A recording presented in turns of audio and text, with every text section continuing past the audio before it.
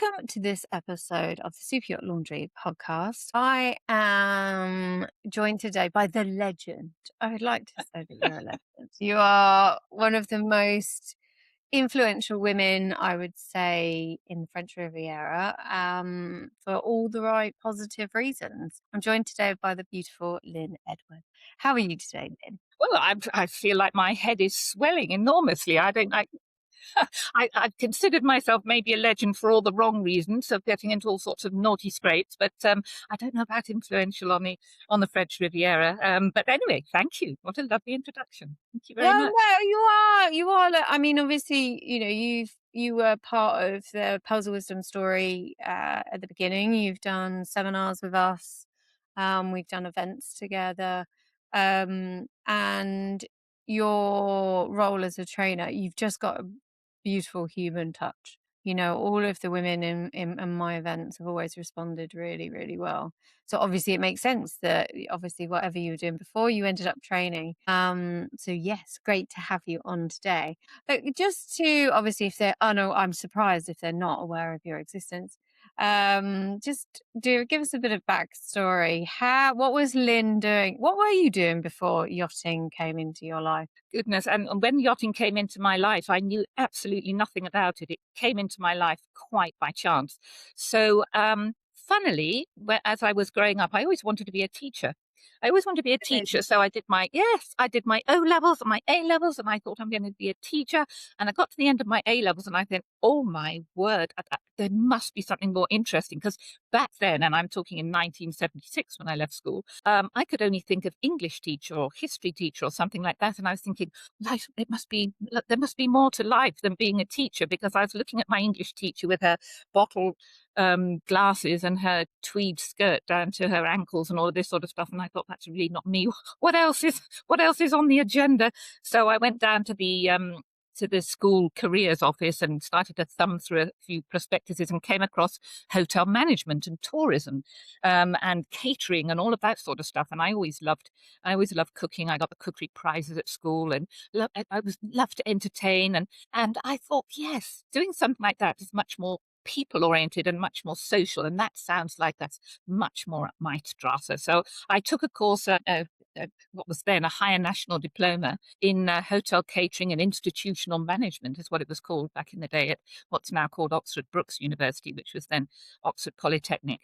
And yes, and I loved it. I loved being in that kind of hospitality milieu. That was really ticking all of my boxes. So I had to go into industry as part of that course, and I came back to Guernsey, where I grew up, this tiny island, 7 by 9, which is absolutely magical. I went back there, worked in hotels there, and then got itchy feet and thought, I'm off. I want to go traveling. So I put an orange rucksack on my back. This was in 1979 now. That's And quite unusual, isn't it? Because obviously that would have been bucking a trend because, you were expected to just get married and have yeah, kids and no, definitely not pack a bag. And well, so no, how did you end up even having the confidence to do that? I think it was naivety. I think if I knew what the big bad world was all about, I could never have gone. I think I was just utterly naive. And of course, as you rightly said earlier on, no internet, no Google, no nothing, no Amazon where you could buy books. You had to go to the library and have a look at places and travel, whatever. So I opened this big old atlas we had at home. And I just drew a line from little old Guernsey all the way to all the places that I'd heard of. So all through Europe, down the east coast, well, Israel, down the east coast of Africa, across to India, up to Nepal, down through Thailand and Malaysia to Indonesia and to Australia. Furthest point I could get to. Drew a line and worked my socks off. I had 3 jobs at the time, and got £650, and that was it. That was my ticket and my spending money. And I took off. I just took off with my little orange. 600, there'll be loads of youngsters listening right now going, you went traveling with £600. Basically that would probably get you to 2 locations if you're lucky type Nowadays. thing. Yeah, But but we are also talking. that was traveling when it was, I suppose, authentic. Do you know what I mean? It Yeah, would have been a completely different experience to what it is today. it Um, really Yeah, it really absolutely was. And they were well-worn trails, particularly the ones through, well, down that east coast of Africa, down the Nile, for example, but also through India. There were a lot of young travelers doing that same sort of thing. So I was never really on my own. I always found myself with groups of other travelers in hostels, and sometimes I'd come across them again in a month or so's time in another country. But what was beautiful, Cherise, at that time, I just bought an open ticket. So I just bought all the locations and I could come and go as I pleased. So I stayed in places until I thought, I've seen enough of that. I need to move on now. And off I went. But it's not, I didn't, it wasn't trouble free. I very often found myself in little scrapes. I did run out of money. I did have to sleep on the beach a few times. I did have to sell clothing to get food. I did end up in Nepal where they closed the country down. They only had electricity once every other day. And I lived on one pie every other day because that's all I could afford because I was stuck there. And I got to Australia with $25. That's all I had in the whole world. Gosh. $25. So I had to quickly get a job. And I was very lucky. I got a job as a relief assistant manager at the Sheraton in Perth. And worked there for a while. And then after that, I moved to Sydney and I worked in Sydney for a few months as well. I went to New Zealand for 4 months. So it was a wonderful, wonderful experience. Perth must have been so when I went traveling, it's like I've just realised I've just said that out loud, like going traveling with 600 quid.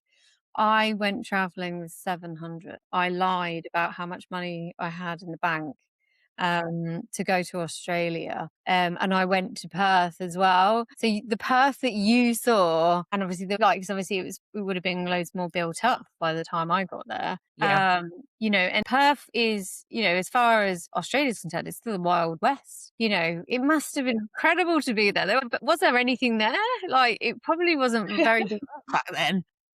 Well, there was the Sheraton Hotel where I worked. There was the Swan River. There was the beautiful Kings Park. Yeah, yeah, Um, lots of blue sky, lots of kookaburras and all that sort of stuff, but a lot of open countryside and yeah, vineyards as well, obviously down in the south. It was a sleepy town, really. I mean, the yeah, nearest town to Perth is Singapore, isn't it? I think. yeah. So it is very remote. So, and it is now 50 years ago, isn't it? So 50, yeah, hang on a minute, 76, 25, yeah. So it's a long, half a century ago. So it has changed enormously, as Sydney has. I haven't been to Australia in about 4 years. But even then, Sydney seemed like a kind of teeming metropolis to me because I grew up at a tiny island, 7 miles by 9 miles.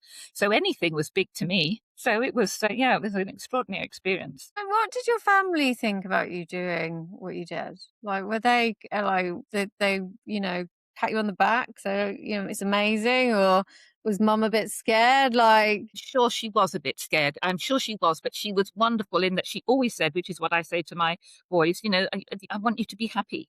So go and follow your bliss, really. Um, my father was then living out in the United Arab Emirates, and I didn't have a close relationship with him, so I didn't really look to him for counsel.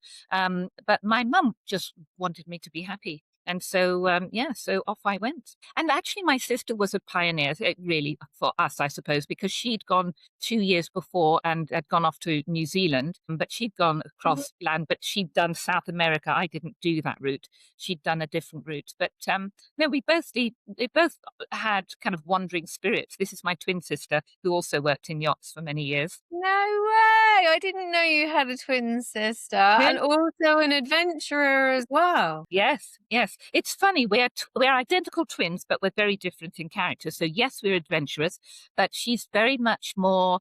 Well, we're completely different. We have different outlooks on life. She's very much more. She's very family oriented. She's a fabulous gardener. She likes to do things by the book. I'm always colouring outside the lines. If I can bucket systems somewhere, that's me. So so we have come to blows about that at times when we don't see eye to eye. But as we grow older, we do accept each other a lot more. But we are incredibly different. To say that we came from the same egg, we are incredibly different as people, as personalities. So when did your yachting story start? After all of these other incredible adventures, like you're off to a flying start as it is. Like, it now doesn't make it feel like yachting would be that strange. Yeah, well, yeah, it was adventurous. But what happened was, my mother got remarried, and so I was still in Australia. So she got remarried. So I flew back for the wedding. At which point, my twin sister had just started working on a yacht in Antibes with her then boyfriend, whose sister and brother-in-law were captain and chef on what was a relatively big boat. I think it was about 30 meters back in the day. And so once we'd been to the wedding, my sister and I, so she came in from France. Some teeth she was, and I came in from Australia. She said, "You must come down to France and see what I'm doing. I'm working on a yacht." And I was going, I knew she was working on a yacht. I had no idea what it meant. I had never heard of the yachting industry. So I said, "Yeah, great, let's go. We can ski." I'd never skied by then. And so I went down and I discovered the yachting industry. And I was going back to my job in Australia, in Sydney, but I was offered a job on a boat. And I thought, why not? That was 1982. That was now 1982. So that's when my yachting career started. So yeah. That's quite amazing. I mean, I imagine the yachts were a different size back then. They weren't like what they are now. No, I mean, Kingdom was on the horizon. She was then called Nabila. So that was Khashoggi's yacht. And then she became, of course, Trump Princess and various other things. So she was the big yacht in Auntie. But apart from that, there was nothing more than 40 meters, I would say, if that, 35, 40 meters. The IYCA didn't exist. There was the Port Vauban, and that's where all the big boats were. But we didn't have the Millionaire's Quay, or what's now called the Billionaire's Quay. That's all completely new. So yes, yachts were tiny. I mean, nowadays I train on yachts that are 120 odd meters long, and that's completely different dynamic in so many ways. Yeah. Change is enormous. I think it's the size has had an impact, and I think a lot of the stuff that's going on in the yachting world at the moment, let's say we're going through a growth spurt. It's kind of a Yes. little bit uncomfortable, but we're obviously in a lot of areas of the industry, what we've been doing for so long is not adequate and it's not serving. I think that's probably a fair shout, but it is driven by the size. You can't function, the running operation of a 40-meter to 100 and 150 meters, it's vastly different. And you can't probably get away with as much either. Do you know what I mean? Like 40s, you can not go a bit looser, but do you know what I mean? You can get away with a lot more, because it's not, I mean, the budgets on some of the larger boats, that in itself would scare the crap out of me if I was chief steward.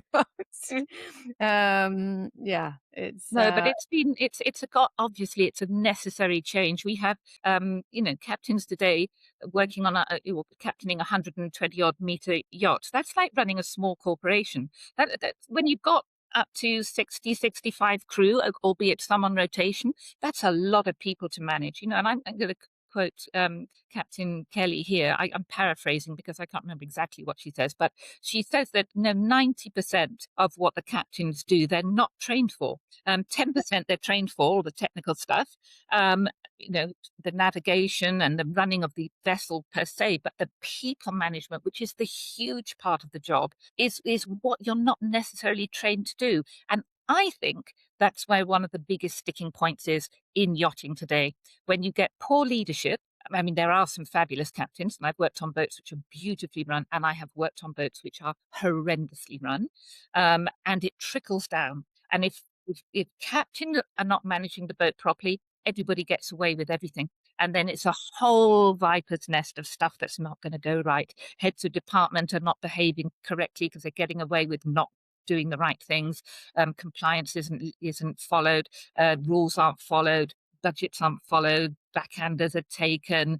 The whole thing just becomes really toxic. So that is one of the big things that really has to kick into the industry now with these larger yachts, is that proper leadership programs have to be followed right from the get-go, not just captains, but every head of department, anybody leading anybody else needs to know how to lead themselves first, and then they can lead other people. Because when you don't know who you are, you don't have a strong mindset, you're struggling with your own leadership skills, you can't hope to lead anybody else, because you're on the back foot. And I see it in with many chief stewardesses, that out of their depth if they haven't had good training. They want to Or fast life track themselves. experience. Yes, exactly. I would argue life experience. I mean, we'll just go. So at 82, 1980, you're in the yachty world. Can you think back what your first impressions were? You know, being around these yachts, that wealth. Can you remember what resonated with you at the time? It seems like small fry nowadays because now when you're talking about, the owners of Google or WhatsApp or Amazon or other people in that, they're all multi-billionaires. Back in the day, we were talking about millionaires, and probably if it was talking about European money, it's old money. If we were talking about Arabs, then they were inherently wealthy because obviously the growth of the United Arab Emirates was starting to happen then. So it was very different. So did we have wealthy people that came on board? Yes, we did.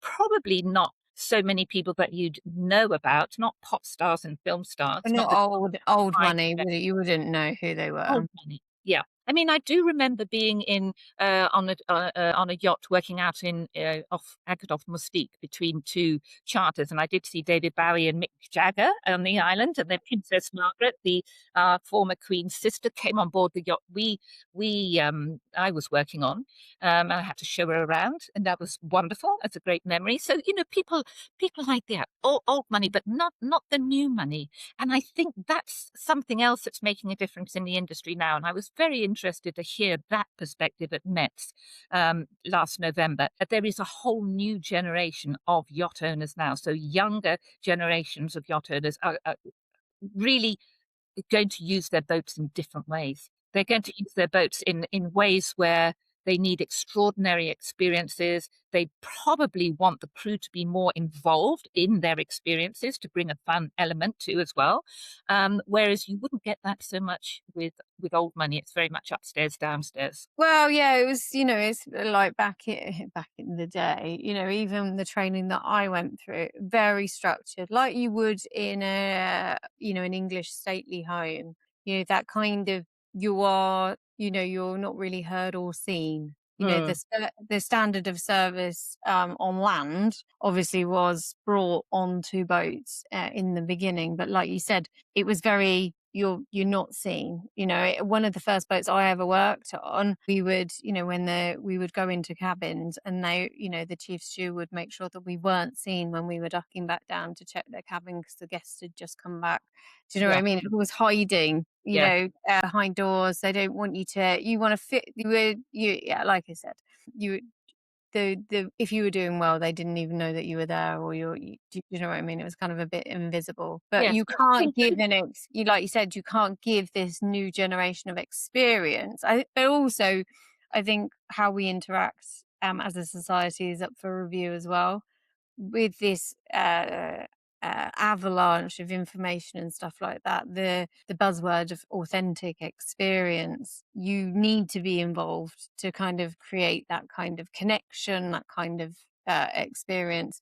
It's not just your invisible type thing. I mean, they are both still, yeah, obviously probably still function that way, but everything's up for debate and change at the moment, I think. Not only in this industry. no. Can I Do just go you back to that? Because you made a really important point there.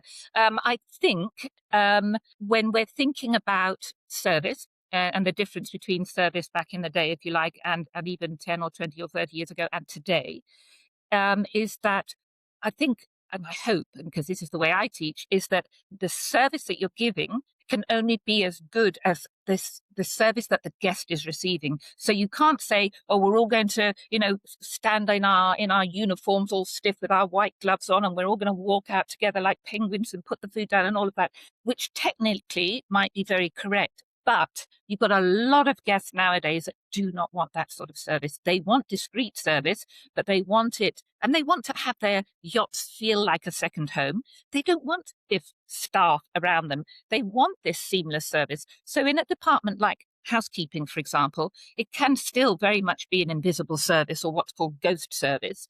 Same in private homes or in palaces or those sort of establishments. It is very much an unseen service.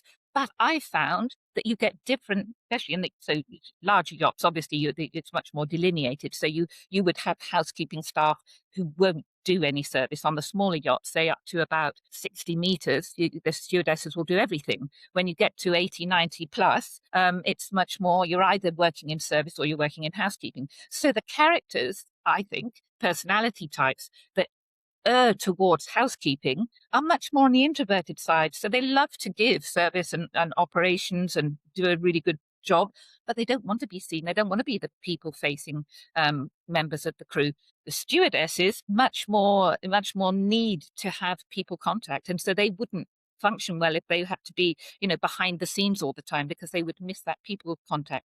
But the housekeepers like that. They like the fact that they can escape to the housekeeping or laundry. Terribly practical, very good at putting processes in place, but don't need to be up front and center. So on those in those situations, it is relevant.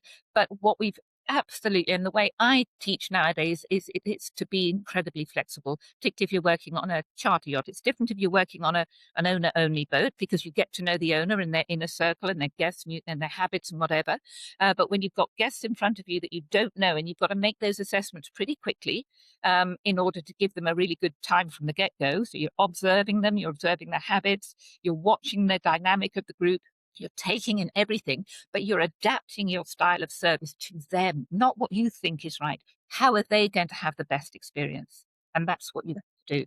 So if they like, chuck all the food on the table, let us help ourselves, we'll ring the bell if we need you, don't come and disturb us, that's good service for them. Yeah, yeah, That's it's true. that's what I I mean, I like you said, it's more. I suppose everything's got to be more flexible, more tailored. Whereas before it was quite a rigid training program, and I suppose what they would expect, again, like I said, going back to like the stately homes and stuff like that. There's the difference between old money and new money as well.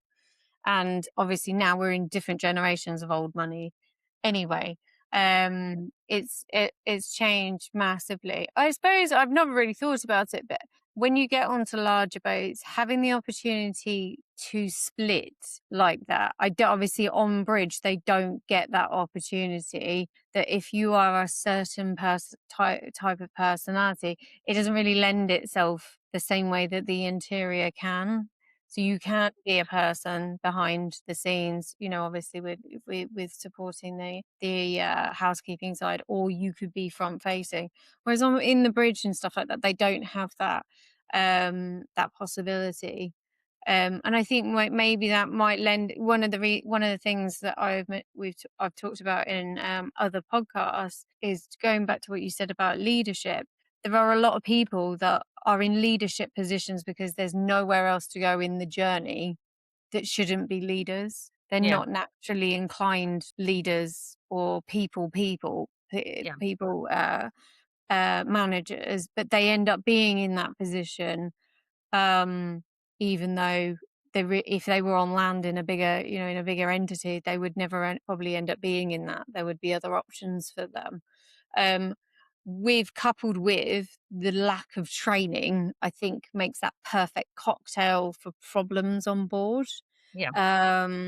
Would you agree with that? Yes, I would, and I think that something else to layer in on that is a lot of people stay in the industry because they can't think of anything else to do. I'd like to True. leave, but I'll never earn this money, or I'll never do this, I'll never do that. It's so important to have a sense of purpose. So with an interior crew member, for example, I don't think there are many young stewardesses that go on board a super yacht because they want to be the best at polishing silver or serving food or cleaning toilets. So you've got to find a purpose greater than that. If you're a chef on board, you're going because you love cooking, you love food, you love working with different food elements, you love creating menus, you like traveling to different places and using all those ingredients. So you're in your purpose. It's very much the same with engineering. You choose engineering because you love the technical side of it, the electrical side of it, the whatever else, IT, AV, IT, whatever it might be, you've got a passion for it.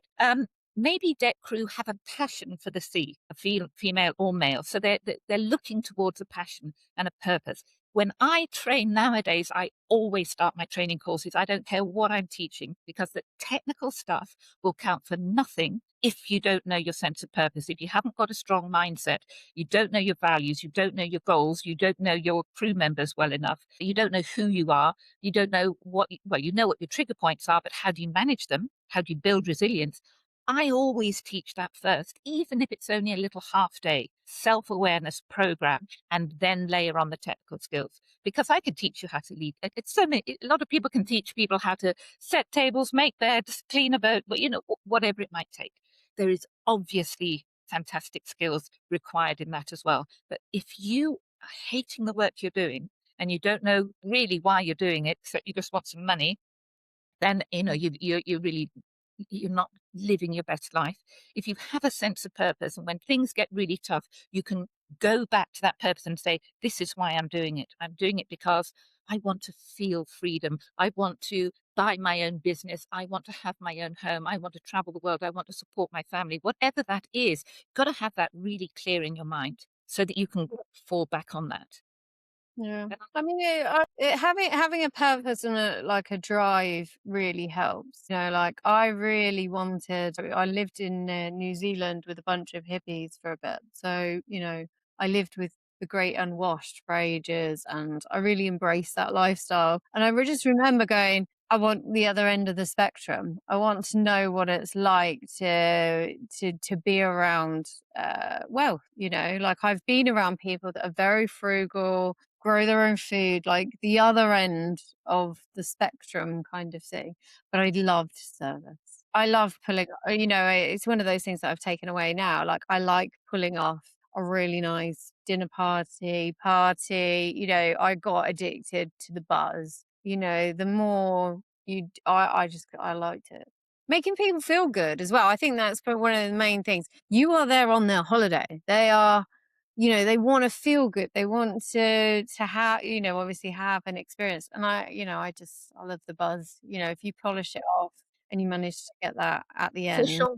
And that's exactly what it's all about. Because what are you doing? You're creating things that money can't buy, because they can have the super yachts and the fast cars and the beautiful homes and everything else. You're creating experiences, all of this intangible stuff that they're going to go away with.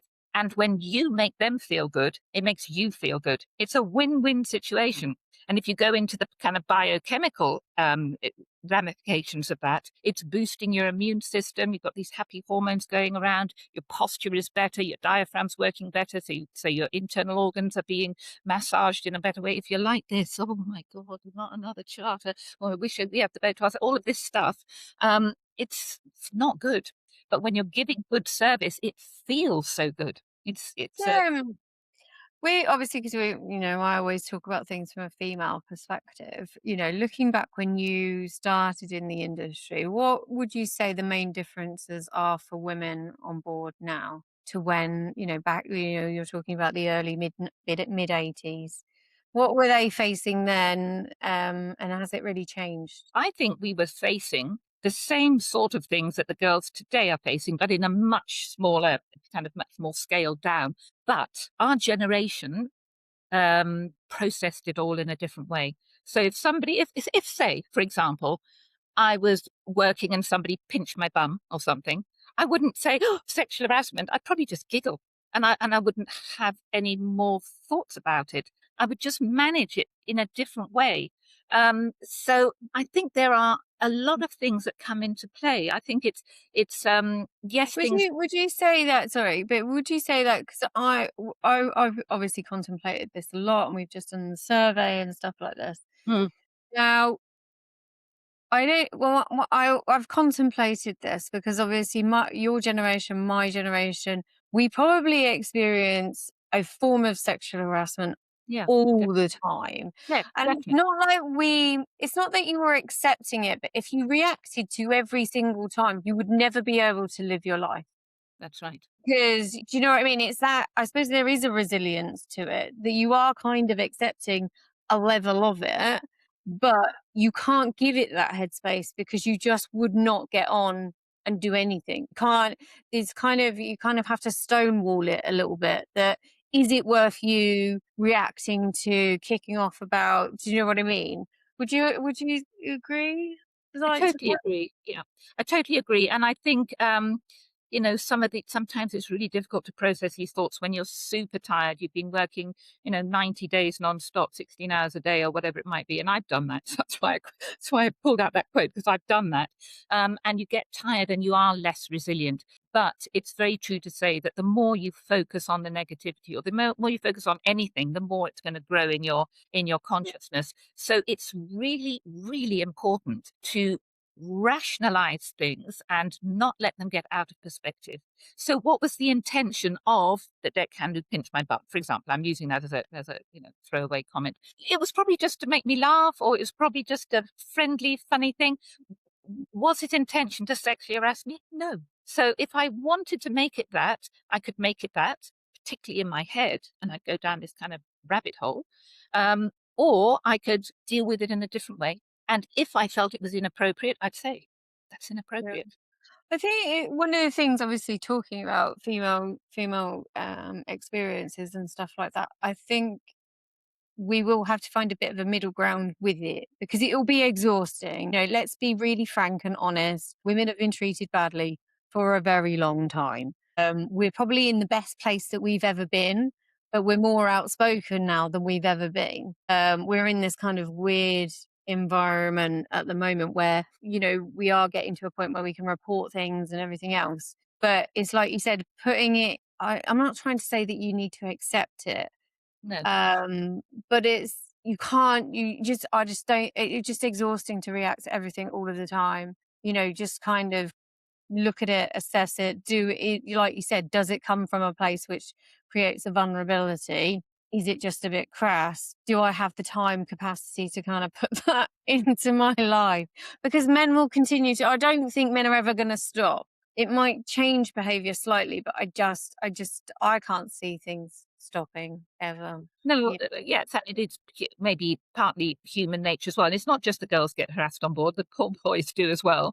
Um, but I think it's really important to empower people with proper training about resilience, mindset, values, all of that sort of stuff, and get their heads really strong before they go into what can be a pretty challenging industry, the super yacht industry. Yes, it has its glamour, but of course there is an underbelly. There's an underbelly in the film industry, in the music industry, in the fashion industry, anywhere where there's wealth and power.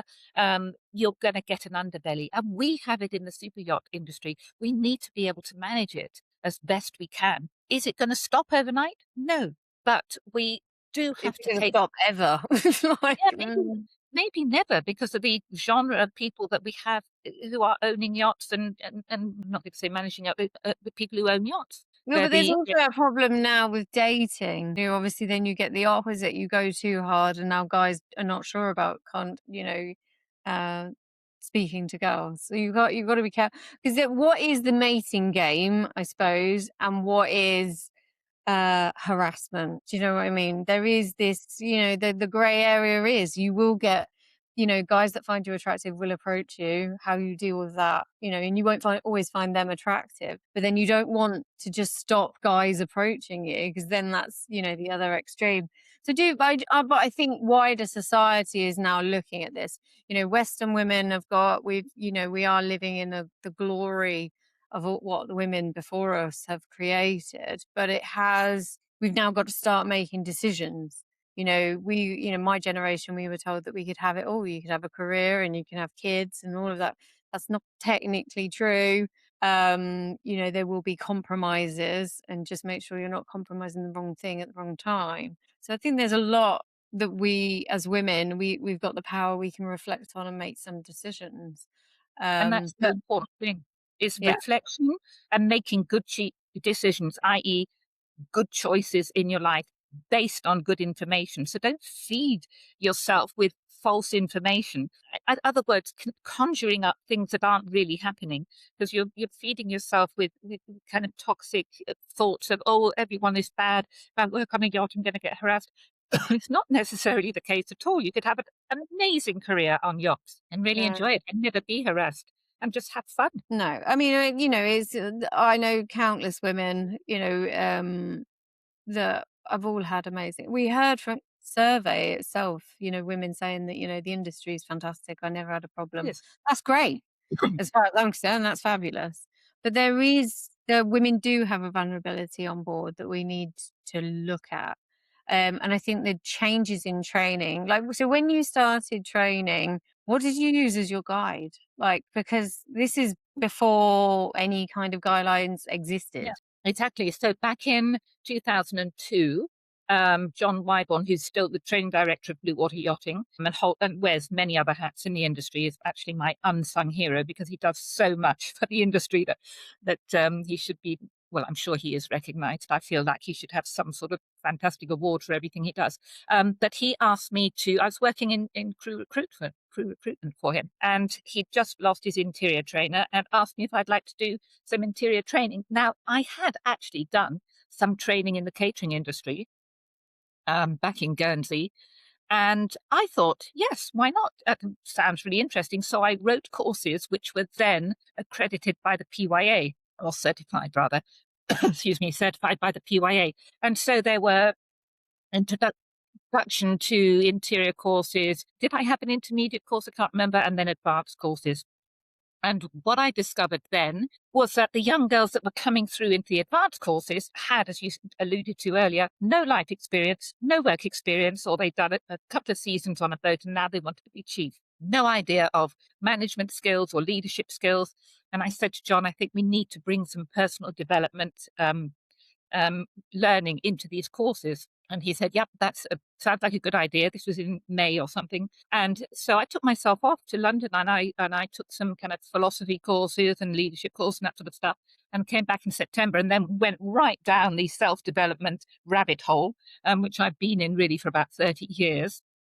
But anyway, fast forward to, I think it was about 2012 or something when the guest program was created. Then a group of trainers from around the world just got together. It's a brainchild of Joey Mean, who's absolutely amazing, and it's still driving that forward today. So a group of trainers from around the world: New Zealand, Australia, America, and Europe. England was then part of Europe, was it? I think yes, since 2000. We all got together and decided what would be the best courses to have as a career path through the industry for interior crew, because at that time they just weren't being recognized. Oh, it's only making beds and cleaning toilets, anybody can do that. And of course, it's so much more technical than that, and it involves a lot of people skills as well. So in recognition of that, we then created the guest program, which at the time was Guidelines for Unified Excellence in Service Training. Because it has now expanded, fast forward a decade, to, now we have deck courses, AVIT courses, York, which is the Yacht Owner Representative Program courses, the Purser courses. There are others, and everything related to interior. So it's now Guidelines for Unified Excellence in Super Yacht Training. And it's an enormous program, and I think more than 40 training schools across the world. So it's been a very successful program. It still needs more recognition than it's getting, but it's much more known than it has been in the past. It's the guest program still fights against the fact that there is no requirement. Yeah, no, it's not mandatory. There's no, obviously bridge, we've said this countless times, bridge, the path to bridge has lots of requirement for you to take on roles, Yeah. but the interior again, and I've spoken to this, and it doesn't actually have a requirement. Do you think that's is that a help or a hindrance? Because obviously there is a flexibility with what you could create, but ultimately, if there's no basic requirement, I mean, I've mentioned it, and when I spoke to Paul from Chirp, we discussed like minimum manning regulations and stuff like that, and the interior doesn't exist, which is Well, ironic considering that the interior controls probably, I would say, 70% of the guest experience, which is the main reason we're all working in the first place. yeah. But just to counter that slightly, now if you get a certificate, a COC, a certificate of competency through the guest program, in other words, you do all the required modules in either introductory or intermediate or advanced courses. So you've got this COC, that qualification can go towards minimum requirements, manning minimum manning requirements. So if you've got a chief stewardess on board or a stewardess on board who has a full COC, that can go towards minimum manning. And so a yacht could, for example, leave a port with the proper requirements, which you may not have if they hadn't taken that into account. But is it a hindrance or a help? It's been a huge hindrance because obviously it's been such a hard sell, and there are a lot of people who say, "Oh, it's just a waste of time. It's only trainers making money." Can I tell you how hard it is to make money out out of running training courses, particularly if you've got a school? I don't have a school. I do mostly onboard training. But if you've got a school and you've got all the overheads, and then if you live in France, as I do, you give 25 or now 25.6% of your salary to, or your earnings to the French government before you pay any tax. It's not an easy thing to do. I find it hugely enjoyable, but it's not an easy way to make money, that's for sure. But it has to be, for me, it has to be taken on as a responsibility. If it's not going to be mandatory, the MCA are probably never going to make it mandatory, even if they brought in a lot more safety elements into the courses. I still don't think it's going to be mandatory for a long while. It would be wonderful if it was, but it has to be industry driven in that case. So crew recruiters have got to say, have you got a guest program qualification? Managers need to be saying the same thing. Captains need to be saying the same thing. You would never go to a 5-star hotel. Say, for example, you or I booked a room at a 5, 6, or 7-star hotel. We wouldn't go in there thinking, I wonder if the staff are trained. We would have the expectation that they were trained to a 5, 6, or 7-star level. We just would, because we'd be paying vast amounts of money. Now, when you get guests that are paying 3.5 million a week on some of these yachts, or anything from 500,000 to 3.5 or 5 million a week to be on a yacht, their crew should be trained. Their interior crew should be trained. They should know what they're doing at a very high level. It's ridiculous to think that they're not getting the proper training. How can they possibly maintain and look after the investment of a yacht owner when they don't know how to properly look after silk wall finishings or bamboo carpets or gold plated, whatever it might be, and all the new materials that are coming out now? You can cause hundreds of thousands worth of pounds worth or dollars or euros worth of damage in 5 minutes if you don't know what you're doing. You Right. really can. So it's for me, it's a no-brainer. But it has to now be industry driven if we're not going to get it mandatory. Make it. There's some fabulous stories as well, like people using scouring pads on Christoffel cutlery, and you're just like glassware, scouring pads in showers and annihilating the showers, like just stuff that, it's just crazy. It's just, It you is. wouldn't go to the Savoy or Claridge's in London and be served by someone that hasn't done a course, but It's you not. can on a It, boat, and we're supposed to be at their level. It's I suppose in a way it's a bit embarrassing. Well, it's our responsibility. So, as trainers, we're doing as much as we can. For any of the crew agents who are pushing the guest course, and thank you to those of you who do, it's wonderful. But yes, it's not a young stewardess's fault if she's not taught properly or given the right products to clean with or shown how to use the washing machine properly with whatever products. She shouldn't be put in those positions. She should be trained. The problem is, oh, let's not do training. We can do it all in-house. The chief stewardess can teach them how to do things. Where's the chief stewardess learned it? She could have learned all her skills from another chief stewardess who learned from another chief stewardess who wasn't doing the right thing either. I mean, I would argue that that's, like we said, the lack of regulation when it comes to the interior, I think does us a disservice because it doesn't instill importance, which instills value. And I think it all kind of stems from there. And then you add to the fact, so I've said this many times, your interior crew can be a lot younger than bridge. You can have a 60-year-old captain, a 40-year-old first, 30-year-old second, but your chief stew is 26 years old. And she could have got to where she was because she's super, don't get me wrong, you could be super smart and you can learn on the job, no problem at all. Obviously with the help of the internet now, it's probably never been so easy to be self-taught. But you can only get so far, and that's probably only learning the practical parts of the trade.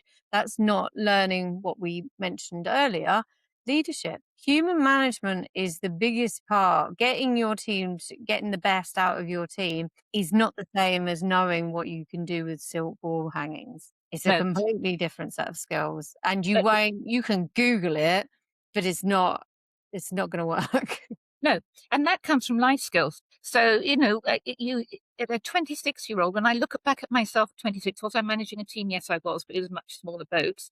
Would I have liked to have managed a team on a 80, 90 meter when I was 26, even though I had a degree in hotel management under my belt and had worked before I went into the industry, and had traveled, so I had life experience. I still wouldn't have wanted to do it. I was a completely different person when I was 36 from when I was 26. I was different again at 46 because by then I'd had children. So, at 56 or 60, I would be a completely different chief stewardess in each of those decades because I'd had different life experiences. And I would certainly be much more tolerant than I was back in my 20s. When I was 26, it was like my way or the highway. Terrible. I Yeah, would never. I haven't got any recent data on the average because obviously the boat size, like you just pointed out, the boat size, you're going to want a chief stew that is very seasoned, very experienced to take on a role of chief stew on a 90 meter. But that also then clashes with the female experience because at 35, you're starting to think about Having babies. I want a baby. Yeah. And the industry is hostile. I wouldn't say it is hostile. If you want a baby, you're out. That's it. You're done. That I have only heard of two people that have, just managed to be on a smaller vessel, very understanding owner, captain, but the larger vessel is not a hope. No, Not a but hope. it's inherently incompatible. It really is. I mean, we've got very many young Filipinos working on board whose families are looking after their children. That's a cultural thing. That's a very normal thing to happen. If you go to Hong Kong or Singapore and you see all the Filipino workers there, all of their children are all being looked after by families. That's a cultural thing. In Europe, we don't operate in the same way.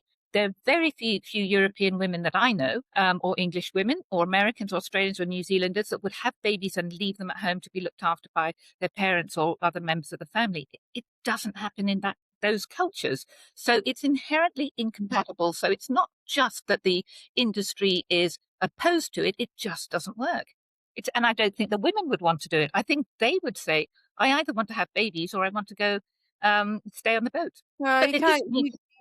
You get into a bind, don't you, really? It's like, I'm gonna leave peak of my game, best salary ever, but I have to if you want a family, you have to choose between one of the I would also argue that the industry is quite hostile to older females anyway. They know that they need the experience on board, but they are addicted to the glossy youngster. Do you know what I mean? They want young, attractive girls. Let's not get it twisted. And there is definitely a place for them. But again, with chasing that kind of image, unfortunately, when it comes to management and people management and everything else, the power dynamic for females will always be skewed. Yeah. And that's often driven by the owners who want, nice looking people around them. And that's fair enough, as long as they're competent and well trained. But, I think it's wrong to think that your life is over once you leave a yacht. So even if you left a yacht at 40, say I was 38 when I left yacht. So I was 40 when I had my first child and 42 when I had my second child. And I've had the most incredible career outside of working on a yacht. So I did go back to being crew between 2017 and 2021, which I absolutely loved, by which time I was in my 60s, and I loved it. That was a seasonal job. And that taught me a lot about what had happened in the 20 years that I had been shore-based. But there are so many transferable skills that you get when working on any part of the yacht, but in the interior we're talking about. So you can take those to other and build your own businesses. And it's not that you won't earn as much money as you do on board, because you can, as long as you're doing something you love and which is successful and innovative and giving good service in some way. So I think it's a myopic way of thinking about whether you should move ashore or not, because there is always something you can do. And frankly, it's not a huge sacrifice to move ashore to have a family. It's a wonderful thing. It's a gift to be able to have a family. As you know, as a mother, and I know as a mother, you wouldn't change it for anything in the world. And there are, of course, there's a juxtaposition. You do have an element of freedom on board in well, you do have an element of freedom, and the money gives you financial freedom, but you are also very restricted in your lifestyle.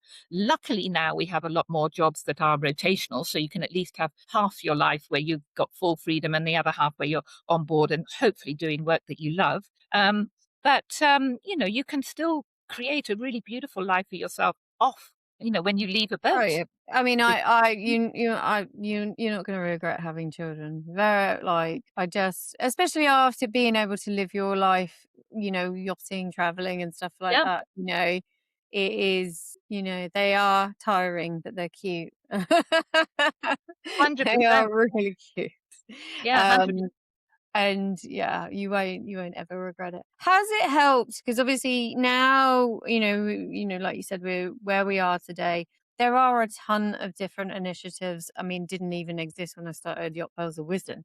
Um, that are going on, like, to try and bring collaboration to start looking at some of the issues. And I know you're part of the Super Yacht Alliance. Yes.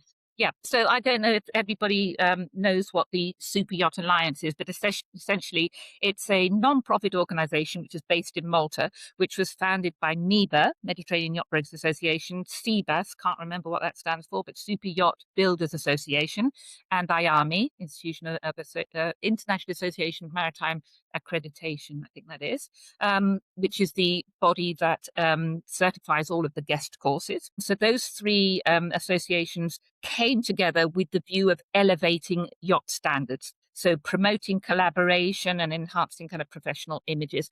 And within that association, once it was formed, other people like for the Alliance also unites different associations like the PYA, ICOMIA, EBA, International Yacht Brokers Association. So those have all come together as well under a kind of common interest to raise professional standards in the industry. And within that, they invite different member associations to join Alliance think tanks and or working groups. And within the Super Yacht Alliance, I think there are 5 think tanks. I'm part of 3 of them. And each of those think tanks are addressing different areas within the industry. So we have, for example, the wonderful Karen Passman, who created Raising the Bar some time ago. It was the first ever Super Yacht Alliance think tank. So that was created in 2021. And that's all about that's all about crew retention. So how can we improve crew retention, crew welfare, careers in yachting, and kind of directing collaborative efforts towards that. So Karen chairs that. Then we have another think tank, which is called Changing Tack. And that was started by UKSA, so the UK Sailing Academy. And they've got members, their committee members are so Chirp, so you spoke to Paul from Chirp, you said, the Seafarers Charity, Nautilus, and IceOne. They're all part of the Changing Tack on Crew Welfare, CTCW. That's the second think tank. And then there's a third one, which is all about onboard safety operations. That I can't remember who. Yes, that's Paul. Now that is Paul Shepherd from Chirp who runs that. He chairs that think tank. And within that, no, I don't know. I don't know much about that one actually. Then there's the crew workplace culture, which I'm a part of. So I'm part of the Raising the Bar one. I'm an ambassador for Raising the Bar. I think Karen does amazing work with that and has done for a long time. Then the crew workplace culture, which is chaired by Karine Rayson, who's the crew coach, and Caroline Blatter, who runs the Super Yacht Services Guide. So those are the 2 chairs of that think tank. And that think tank has 3 different groups. So there's a independent reporting, support, and accountability group. There's a DPA role review group, and there's a crew safety climate group. So those 3 groups work within that work group. And then the last one is the bridge between, which is chaired by Kaylee. Biddle from Hill Robinson, who was recently appointed the crew human resource manager at Hill Robinson, and she does an amazing job. And when you think of how competitive our industry can be, she has brought together different management companies to all work together, a group of yacht managers and crew employees from different companies, which focus on crew management employment, about the legislation and how that can be improved to improve the crew journey. So that's Mm. a hugely useful think tank as well. So those 5 groups within the Super Yacht Alliance are doing magnificent work for the industry. So I think we can hope to see some really positive changes just through that one group. Well, I think the change is that they're at least having the conversation, which wasn't being had. With there's definitely there's more hope now, I think, than ever that we can try and get change again. I mean, obviously, I'm only thinking about from the female perspective. The lack of regulation, I think, is turning out to be a bit of a sticking point when protecting women at sea. So I'm really like I've said many times. The forum last year was very encouraging. The Yeah. conversation did seem to change, and then yeah, we'll see what everybody can come up with for this Yeah. November. Yeah, Uh, and IceOne are doing amazing work with that, and we Laura Beard, who was running, she was the project manager for IceOne, has just left and handed over to Josie DeVries, who is worked with she formed the Healthy Crew Coach. She's an ex chief stewardess, and she's taken over the IceOne, being the new project manager at IceOne. So she is now chairing that changing tack on crew welfare group. A lot of powerful females working very hard in the industry, and I'm sure we're going to see some really positive change. And the initiatives that you do, for example, your survey that you've just put out, all of this stuff is going to be hugely useful at upcoming shows like the Mets Forum in November in Amsterdam, like the Monaco Yacht Show, like these big gatherings where we get a lot of people together under one roof, the movers and shakers of the industry, to listen to the results of your survey and listen to the women who are really pushing things forward. It's not to say the men aren't as well. They are, people like Paul Sherp is fantastic. And so it's not just the females, but actually when I look at the Super Yacht Alliance, it's strongly driven by women. Yeah, I think, but then I don't know, maybe we're a bit more open-minded. I don't know. Like, there's definitely a lot of great male voices out there. And I think For sure. Yeah. they got a lot of airtime last forum, which I think really changed the mood. So it's all there. I mean, it's a bit like I suppose women are just a bit more proactive, right? Let's get on with it. This needs changing. Well, let's just change it then, kind of Well, thing. yeah. And I think you're right. And I think, and I hugely appreciate the men in the industry and what the wonderful work Yeah, they yeah. do too. What I noticed when we went to the keynote conference in Nice earlier this year, was there was this fabulous collaborative kind of atmosphere when we went into breakout groups. The discussions around the table were fantastic. Nobody was trying to jump on somebody else's idea or shout somebody down, or it's all about listening and communicating and come up with collaborative solutions, meeting people in the middle.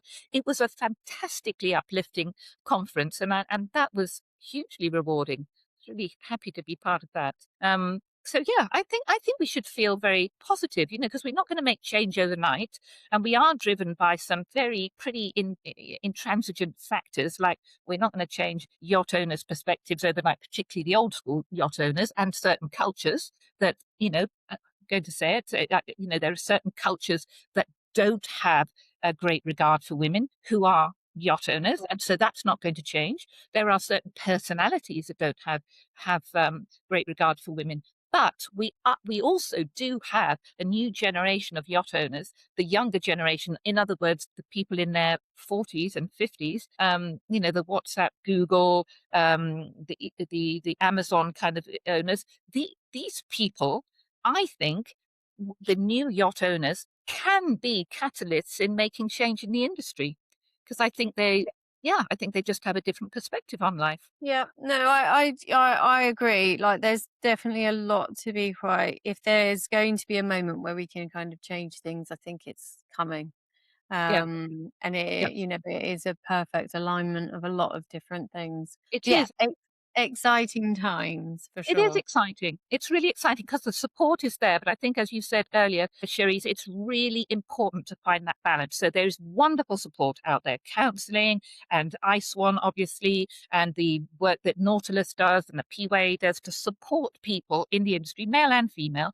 But what we've got to do as well is to empower people to build resilience, to change their mindsets about things, to really get into a healthy mindset and not go down these poor me rabbit holes and oh, somebody else is going to have to sort it out. Particularly with this new generation who seem to be less resilient than we were back in, the baby boomers, for example, or even the previous generation, where we had to kind of work it out a little bit more ourselves because we didn't have internet, we didn't have Google to ask, we didn't have GPT to ask to sort my life out. We really did have to kind of sit down and think about it, or talk about it, or come up with our own solutions. So we have to, I think, safeguard against giving too much support so that people Mhm. aren't motivated to kind of sort things out themselves, because that's incredibly disempowering for that individual. So build the resilience. The help is there if you need it, but don't rely on it wholly. Really try to work things out and build some That's enough strength. That's also a really good point, that you have resilience. They've just got to believe that they can do it. I think that's probably, whereas probably your generation and mine, all we had was, well, a bit of It's naivety, a bit of a wing and a prayer. It'll be all right, exactly probably. 100%. Yeah, a long way Whereas from here. We made it. yeah, just cross fingers. I'm sure it'll be fine. Whereas maybe too much information is making them second guess themselves. Whereas we just didn't have any second information. We were just like, oh, well, we'll Exactly. just see what happens. But they Well, are capable of doing it, and I think that's what we probably need to reiterate more is, building resilience is just having a go, really. And having a go on it. I think that's a really nice point to kind of end on. If anybody's listening to this and you're on board, you can do it all with the right amount of training, the right amount of support.